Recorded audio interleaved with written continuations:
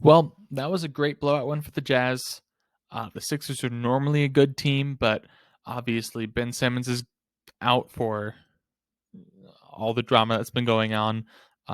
No idea when Ben Simmons is going to come back, and Joel Embiid is out with health and safety protocols.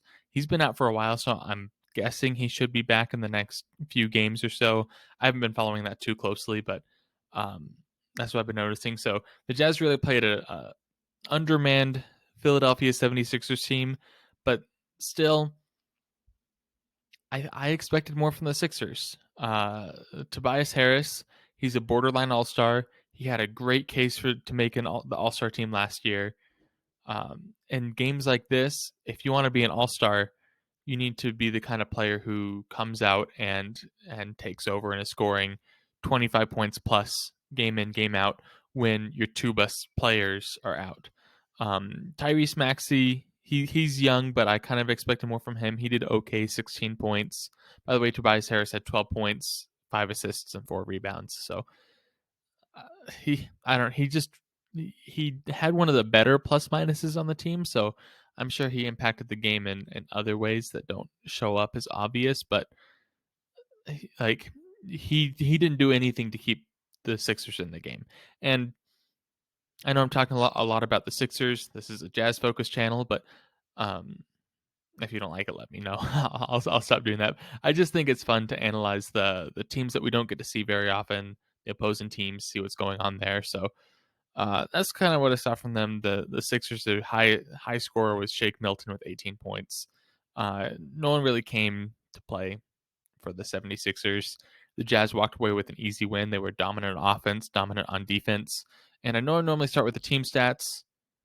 I'll start with the box score today. Why not? It probably doesn't make a difference to you guys, but this is a blowout win. Not a ton to talk about, so I'll make it pretty quick, and then any conversations that you want to have, we can have in the comments section. Um, but Bogdanovich, I'm going to give him the player of the game. I don't know if that's an actual award that people give out. I don't know if he actually got one or not, but he can get the Called Bank Sports Player of the Game tonight.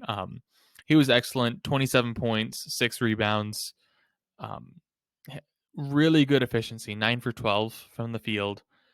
He's had a couple on games. He's really not been as efficient as we would have liked him to be so far this season. So it's great to see him 9 for 12 from the field, 5 for 7 from three, putting up 27 points.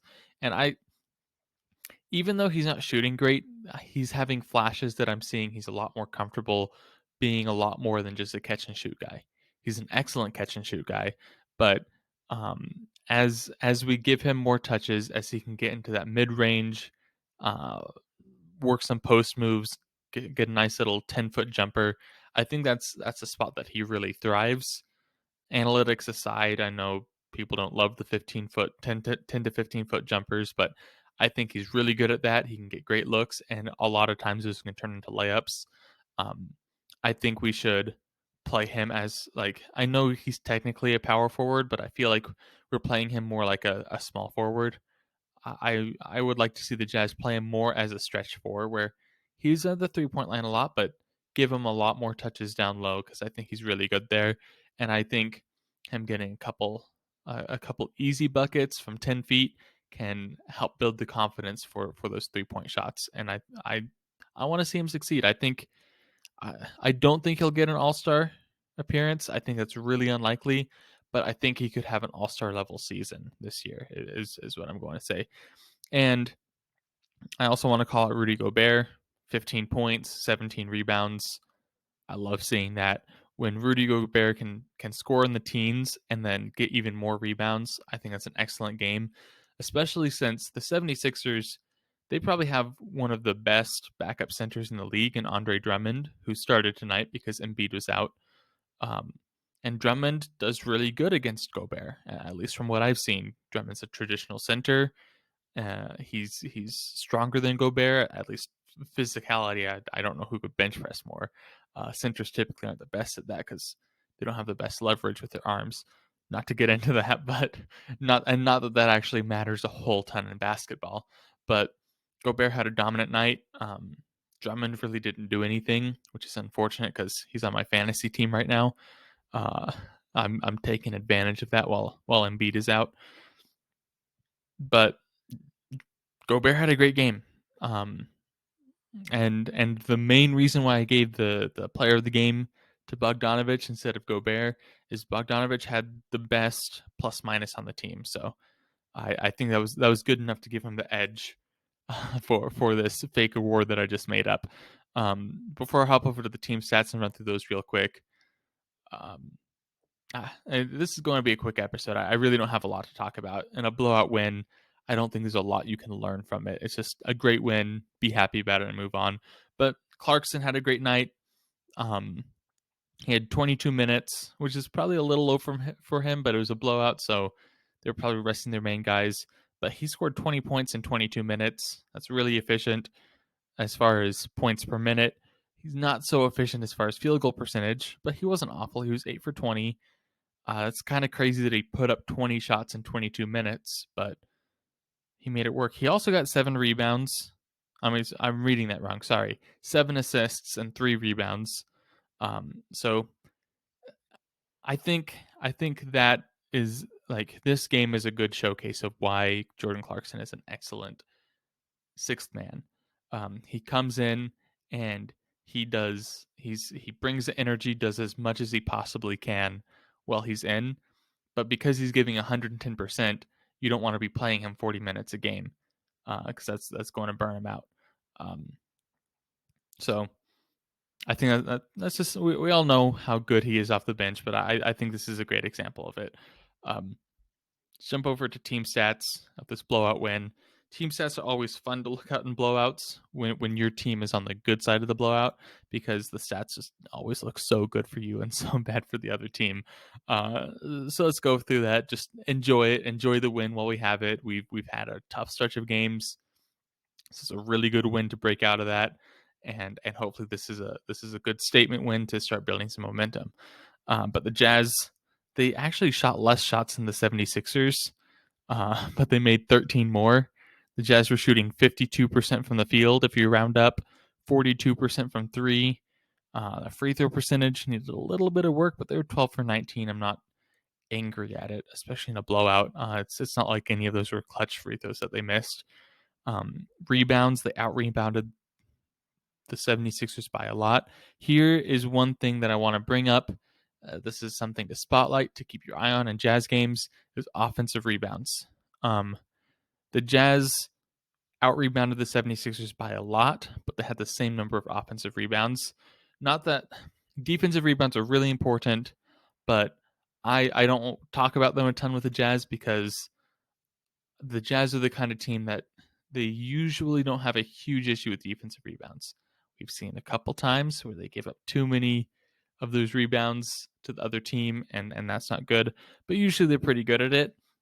And so I think the next step is as long as you have the defensive rebounds covered, you're not giving up too many offensive boards to the other team, then what you need to do is you need to hustle a little bit more and steal some offensive boards for yourself. Because that's essentially maybe I'm hitting this too hard, but that's essentially a steal. It's an extra possession for you that the other team doesn't get.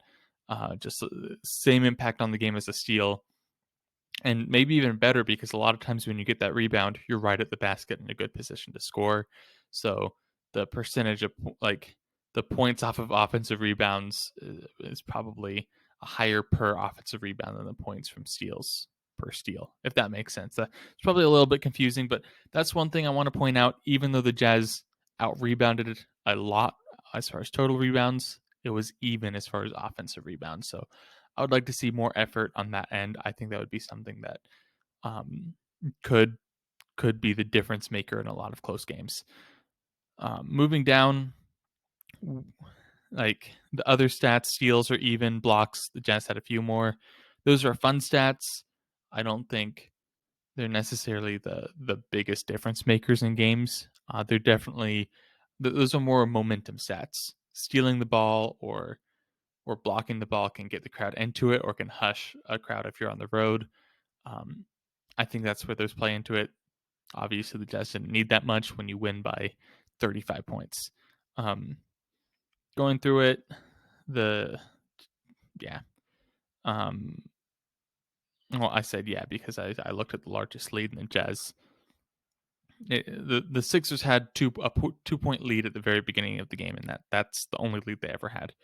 Um, Points in the paint was pretty close. It was a lot of points in the paint for both teams. Sixers were at 50, Jazz were at 56. Um, Pretty even with a slight edge to the Jazz on pretty much everything else except for the shooting splits and the rebounds. Um, so, like I said, this is a shorter episode. Great blowout win. Go celebrate it. Go enjoy it. The Jazz have had a rough stretch the past 4 games. Hopefully, this will be good enough to kick off a good winning streak. Because those are always a lot of fun. It's a lot of fun when the Jazz are winning. So, um, real quick before I wrap this up, since this was a shorter episode, I don't always do this for post games. Normally, I focus solely on what we learned from the game, but this is a blowout, not a ton to pick up on. Let me just pull up the Jazz schedule real quick and go over the next few games and see what's going on. If this is likely to be the start of a winning streak, if they're going to go play the Warriors and then the Nets and then the the Wizards, the best team in the East, all the best teams in a row, then it'll be tough to get a winning streak going. But my Wi-Fi allows it. I will cover the schedule for the next couple of games. Okay, so coming up on for the next 4 games, Thursday they're against the not the Thunder, the Raptors, the Toronto Raptors, then the Kings, the Grizzlies, and the Thunder. And then we have two back to back against the Pelicans. So all of those teams, Memphis is the only the team that I'm most worried about. The Pelicans maybe by then. Brandon Ingram just got back, so Pelicans are always a tough game for the Jazz. I expect the Jazz to win both of those. So looking at their schedule, and then even scrolling down, there's not any teams that I'm like. There's definitely teams that they could drop a game to, but for quite a while, it's teams that I feel confident that the Jazz are solidly better than and should be expected to win those games. So could this blowout be the kickstart of a long winning streak like the Jazz had last year? Let's hope so. The schedule seems to line up with it. Portland is 6 games away. They're kind of the scariest team for a while, and they haven't been playing amazing. Obviously, there's a headline of Damian Lillard not playing as great as he could be. I'm expecting that by then, Damian Lillard will be kind of back in form. So we'll see what happens. And the Jazz will probably have several stretches like this because there's only a handful of teams that I think I'm concerned about with the Jazz. So let's hope the Jazz get on a nice winning streak, build some momentum, and during that winning streak, a lot of times you can iron out a lot of those shooting issues, a lot of those offensive rebound issues, those turnover issues. So let's hope for that.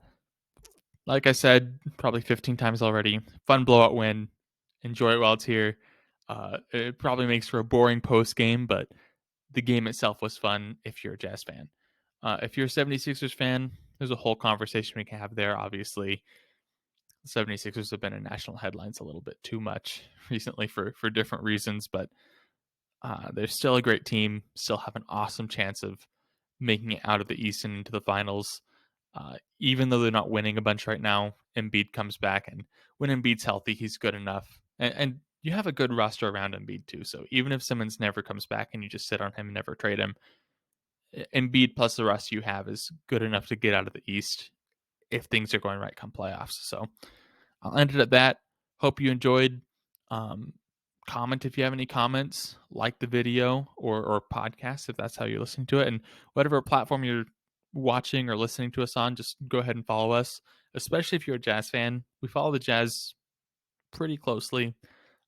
We like to talk about the other teams for post games, so or if you just want to hear more about the Jazz and you're not a Jazz fan, like we're not going to say no to you following, but if you're a Jazz fan, you definitely want to follow this channel. So thanks for tuning in and Have a good morning or night or whenever you're watching this.